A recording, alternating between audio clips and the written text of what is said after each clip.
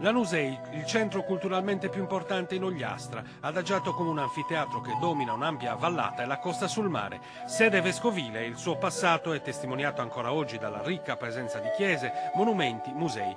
Qui i salesiani costruirono alla fine dell'Ottocento la loro prima casa in Sardegna, il loro collegio, luogo assolutamente da visitare.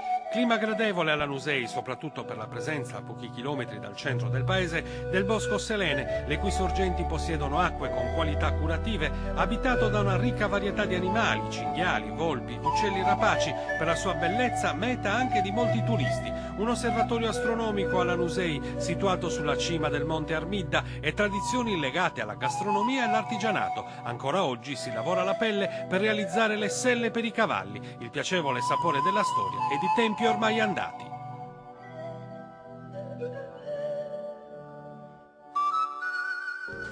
Ed eccoci giunti nell'immancabile angolo dei prodotti tipici di Lanusei. Iniziamo subito a parlare del pane e della pasta e lo facciamo con Pina. Buongiorno Pina. Ciao. Allora, qui davanti che cosa abbiamo? Qui davanti abbiamo i prodotti tipici di Lanusei, il pistocco, il pane e sumo di sosu, detto così. Quindi, come vengono preparati? Quindi il pistocco viene preparato con acqua, farina e il sale. Viene lavorato, fatto lievitare, poi infornato, ha due informazioni. Sì. Poi il pane, il nostro pane tipico. Lo stesso acqua, farina, viene lavorato e poi infornato. E invece questo ha una particolarità, vero? Sì. Questo viene preparato con farina, patate, è molto morbido, è molto morbido e quindi dura anche poco, non dura come l'altro tanto, ma questo dura di meno in quanto alle patate. Bene, poi invece qui che cosa c'è? Abbiamo i famosi gnocchetti maloredus che vengono fatti con lo stesso farina, acqua e sale. Posso provare a farne uno? Certo. Allora, illustrami come si fa. Ecco, allora noi facciamo prima, si dovrebbe fare stendere la pasta, fare tipo un salsicciotto e poi tagliarlo a pezzettini. Qui non abbiamo lo spazio, ci arrangiamo. Si fa una pallina? Facendo delle palline, si fanno delle palline. Io la faccio con una mano perché il micro... Sì, vabbè, si fanno delle palline e poi si passa in questo. Ecco, provaci, sì, certo. Perfetto, ecco il nostro un po' storto. Pronti a cucinare. E infine abbiamo i culurgioni. I culurgioni che sono fatti con farina, formaggio pecorino sardo, menta, pecorino è formaggio dolce, diciamo, cioè quello non stagionato, sempre pecorino. Sale, olio. Mettiamo dell'aglio e lo togliamo e poi passiamo il tutto. Benissimo, grazie Pina. Adesso ci spostiamo per vedere altri prodotti tipici di Lanusei e qui abbiamo i salumi e i formaggi. Ne parliamo innanzitutto con Emanuele. Allora Emanuele, illustraci un po'. Allora, qui abbiamo una spalla, una coscia, sono prodotti tipici della nostra zona, bestiame allevato allo stato brado, dunque roba genuina, roba buonissima. Abbiamo la salsiccia fatta viene messa diverse spezie, vengono messe molte volte semi di finocchio, viene fatta con vino bianco, con vernaccia o adesso anche con aceto perché ha una durata anche migliore come per la sua stagionatura. E poi hanno le loro lavorazioni per tirare fuori un prodotto così buono e così genuino. E infine, grazie Emanuele, con Giuditta parliamo dei dolci. Allora Giuditta, illustraceli. Sì, abbiamo questi dolci di pasta di mandorle, gli amaretti, questi guefos e poi abbiamo questo nostro dolce tipico di Lanusei che è pane goncio.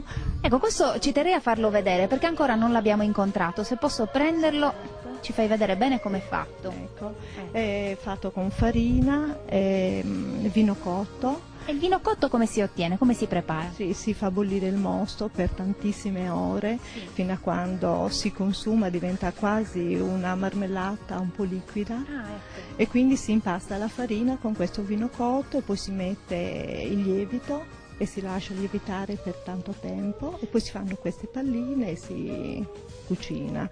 Ecco, questo dura anche a lungo, vero? Sì, a lungo, poi si taglia a fette si mettono questi diavoletti sopra per decorazione. Non c'è neanche bisogno di zucchero perché il vino cotto è molto dolcissimo, dolcissimo, e quindi poi abbiamo le nostre pardole che sono fatte col formaggio casematula, noi lo chiamiamo. Sarebbe quello delle Seadas. Sì, lo stesso formaggio, però appena fatto, invece per le Seadas si lascia Scorza d'arancio o di limone? tutti e due, anche tutti e due si può mettere. Quella della lavorazione della pelle alla Nusei è sempre stata una vera e propria tradizione. Pensate che nel 1945 qui erano aperte ben 35 botteghe, oggi sono soltanto 2 e noi siamo venuti a trovare il signor Antonio, che è uno degli artigiani che si occupa di proprio non far morire questa tradizione, vero Antonio? Sì, io continuo la tradizione perché soprattutto per me è stato il primo lavoro e quello che poi ho amato dal giorno fino ad oggi, insomma, dall'inizio ad oggi. Che cosa sei in grado di creare con un pezzo di pelle? Con un pezzo di pelle riusciamo a creare una scarpa, una borsa, una cintura, una collana, dipende cosa ci vogliamo realizzare da questa pelle. Però è un materiale molto versatile che quindi si presta a più lavorazioni. Sì, si presta, però bisogna vedere che tipo di prodotto vogliamo, o perché a seconda del prodotto dobbiamo scegliere la materia prima, perché è importante questo. Tu continui a realizzare anche degli oggetti artigianali tipici anche dell'antichità, oggetti da lavoro, i gambali. Sì, i cambali li facciamo anche quelli per tradizione, perché io intanto sono su le scarpe cambali un po' figlio d'arte, perché il mio genitore, mio padre Severino, faceva questo mestiere. Quindi ti ha insegnato lui a lavorare? Mi ha insegnato lui, solo che ovviamente col tempo ho dovuto aggiornare un po' l'attività, perché dopo gli anni 60 è andata in grande produzione la scarpa industriale. E allora diciamo che il lavoro dell'artigiano è un po' crollato. Adesso tu stai realizzando proprio una scarpa, da dove si comincia? La prima comunque è il taglio della pelle, la tomaia, preparazione della tomaia, poi dopo va in fase di montaggio, che è quella che sto preparando in questo momento, chiodata. Dopo, finito la fase di montaggio, allora ci va la cucitura. Senti, ma perché scegliere una scarpa artigianale? Che differenza c'è rispetto a quelle di produzione industriale? Oggi c'è una grandissima differenza, soprattutto per le materie prime, perché le scarpe artigianali comunque, o quelle che in maggioranza gli artigiani preparano, sono tutte prodotte con pelli conciati a vegetale, quindi vegetale vuol dire che c'è la salute, ci portiamo dentro salute nella scarpa. Siamo alla Nusei, qui con me c'è la gelataia Anna, che pensate è stata la prima a portare in questo paese il gelato artigianale alla frutta. Buongiorno Anna. Buongiorno. Allora, il tuo gelato ha una particolarità rispetto agli altri gelati alla frutta. Qual è?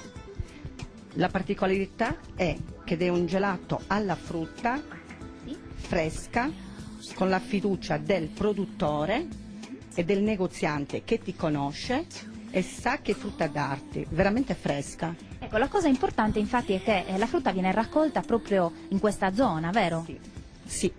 Quindi fare ad esempio un gelato con il fico d'India appena raccolto o con la pesca appena presa dall'albero dà un valore aggiunto naturalmente al prodotto. Tantissimo, tantissimo. Oggi che cosa ci fai vedere? Oggi vi faccio vedere il gelato alla ciliegia. Ecco, questo è un gelato che hai portato tu qui, vero? Sì.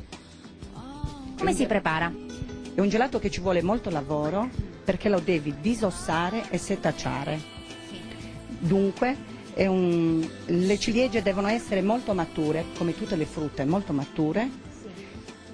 Poi si lavora con dello zucchero.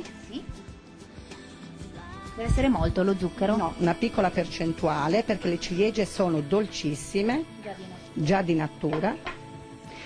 Una piccola percentuale di lievito che ha già il prodotto e una piccola percentuale d'acqua perché è già un prodotto abbastanza morbido, a differenza della pesca che è un prodotto solido, o a differenza dell'albicocca. Invece ciliegia e anguria sono già dolcissime, vogliono poco zucchero e hanno bisogno di pochissima acqua. Bene, tu non usi il latte? No, niente latte. Perché questa scelta? Alcuni mettono il latte anche nel gelato alla frutta. Sì, è vero, tutti i miei colleghi mettono il latte al gelato alla frutta, però io dico che cambia il sapore.